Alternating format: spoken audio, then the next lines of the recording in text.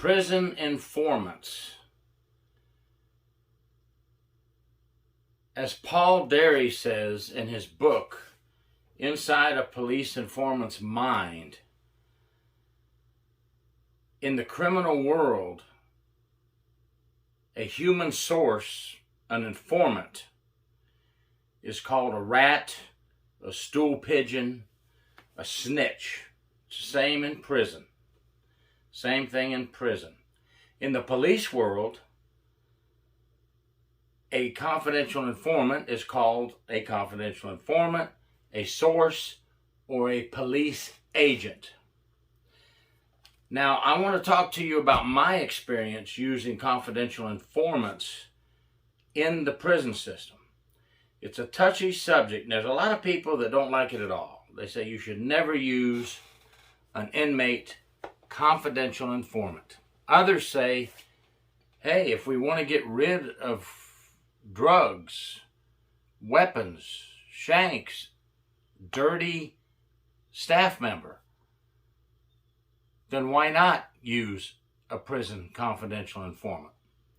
So, please tell me your thoughts after you watch this video. Here is what happened in my world when I use confidential informants. Number one, yes, for an inmate to become a confidential informant or a source for the prison inspector's office, it's dangerous, very dangerous. If they get learned to be a snitch, they could be beaten badly, they've been raped, they've been murdered even. So yes, it's very dangerous. So here, let me explain first what we had to do before we could even use a confidential informant. We had to be assigned a criminal investigation, of course. We had to get in contact with we worked in 8 different counties here in Florida, or I did in my office, and we had to get a hold of that county's state attorney office and say, hey, I have this investigation. I have a food service employee, civilian, allegedly bringing drugs into the prison. I have an inmate who is a witness and is willing to work with us. Here is the information he has given us. And we cannot just go by, oh, that inmate in food service is getting drugs from that food service worker. Oh, great, let's go full force. We have to have a little information. So an inmate brings forth the name of the inmate receiving the drugs, the name of the staff member, of course, an address where the meetings are being taken place at for pickups on the outside of the prison, any kind of money transfers, any kind of phone calls, any kind of written kites or communication. We got to have something tangible to go ahead and go forward with the investigation. So, you know, you hear a lot of people say, hey, you can't believe any damn inmate. Well, you have to take the information because that's our job, to protect and serve, right? If the information leads to a dead end, no harm, no foul. But if we have some information that gives us reason to believe this is actually going on, then we present that to the state attorney's office. The state attorney's office has to have something to go by. We have to do this in a correct manner to protect everyone. So now the state attorney sees what we have,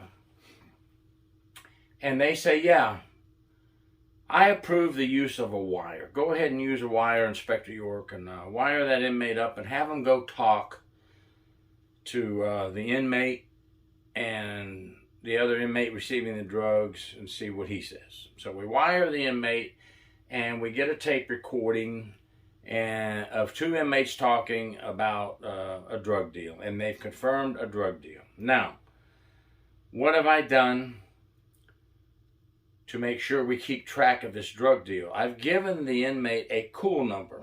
A cool number is a number that the inmate gave the inmate informant, gave to the other inmate. This is my cousin John. This is his phone number.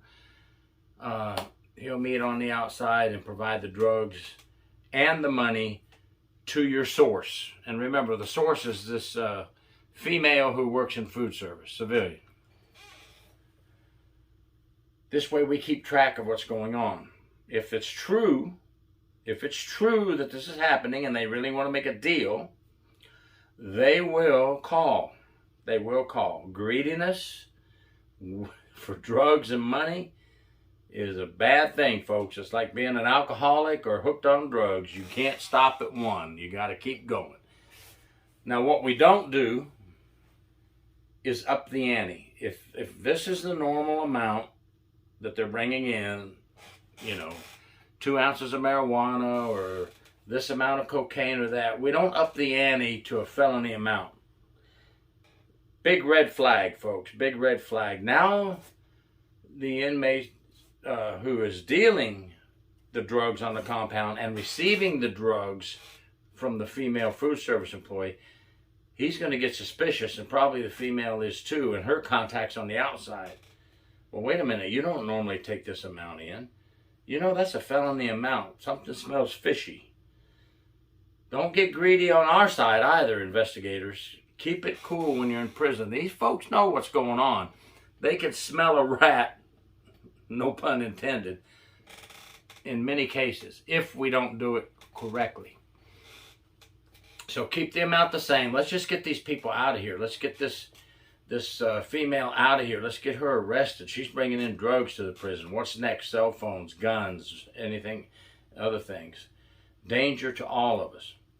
So now we've got it going, and a phone call comes into the cool number. Yeah, this is John. Now, what have we done? We've given our inmate informant John's full description, because the other inmate he's dealing with is probably going to say, I need to know what John looks like, and I need to know about him so that I can tell my food service lady what's going on, my contact. He may not tell everything, but he might say, I got to tell my contact on the outside. So we have that description taken care of. Now, once the phone call is made, everything else can be done from the outside. Our informant's done their job, and we hope that's all they have to do. Now the call is made, and it's made by our female food service employee. She calls and says, yeah, I like that. You're going to give me $800 cash and the stuff. Yeah, I'll meet you at the Mikazuki gambling casino parking lot. Or I'll meet you at the Walmart parking lot. Or I'll meet you at Hooters parking lot. We've had all these places that I've just mentioned used in our cases. She meets with supposedly an inmate's cousin, but it's actually undercover. He is in his vehicle waiting for her to arrive. We are in other vehicles around the area, and we also have him hooked up so that the conversation's recorded. She gets in the car. She's tickled pink. She's going to get $800 cash and going to bring some drugs in to work the next day. She's done it before, no problem, easy peasy, easy cash, fast money, greed and lust and all that good stuff. Well, they get her to talk about it. They hand her the money. They say, check it, make sure it's, yes, it's there, all there, thank you, all right, give me the drugs. And they ask her, do you think you could want to do this in the future? Hey, before we cut out, you think you want to do this in the future? Why, heck yeah, I want to do this in the future. $800 a pop. I can bring this in every week for you. Bam. Rush in and arrest her. Now, why is it not a good thing that we used a confidential informant? We got rid of a drug source coming into the prison. I gave that scenario. Just use that on anybody. A dirty correctional officer, a dirty nurse, a dirty drug counselor, a dirty librarian. We've had all this stuff, folks. Come on. This is real prison life. Don't act like it doesn't happen. We've had confidential informants fill us in on a zip gun coming into Charlotte Correctional Institution, Florida. We've had tip-offs about drop-offs on the outside of the prison fence by confidential informants. Why is it not okay to use a confidential informant if we can protect them, if we do it the right way, and if it turns out to be true? I know the worry is, oh my God, false allegations. This is an inmate you're listening to. Well, we're not going to take anything the inmate says with a grain of salt. We're going to have some type of tangible evidence, some type of phone call we heard that confirms what he's saying, some type of connection that confirms what he's saying, something on the outside with the staff member that confirms what he's saying. You know, you don't just run with an assumption. And you have to have your regional office involved, your Tallahassee Central office involved. You know, the attorney's up there saying, go ahead and go, do it. And your state attorney's office has to be involved. And you, the investigator, must keep them all informed step by step. If something doesn't happen within a matter of time, one of those entities I just described is going to call you up and say, Inspector York, bam, cut it off, get that inmate out of there, ship him way up north to the Panhandle. It's over. Nothing happened, and we can't take any more time that he gets discovered. Okay?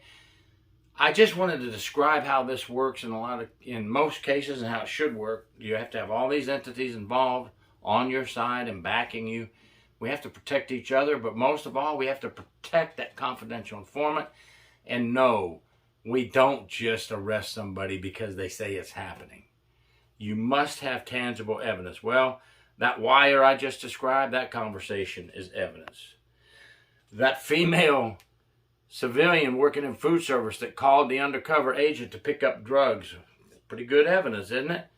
Her coming and meeting the undercover and taking the money and drugs and to bring into the prison. I hope I didn't say she brought the drugs. The drugs and money is delivered by the undercover to her to take into the prison. So, you know, it's up to you what you think, but people don't get arrested just because somebody said they're bringing drugs in. You have to catch them in the act. Thank you for watching. Gary York, True Prison Stories. Please subscribe.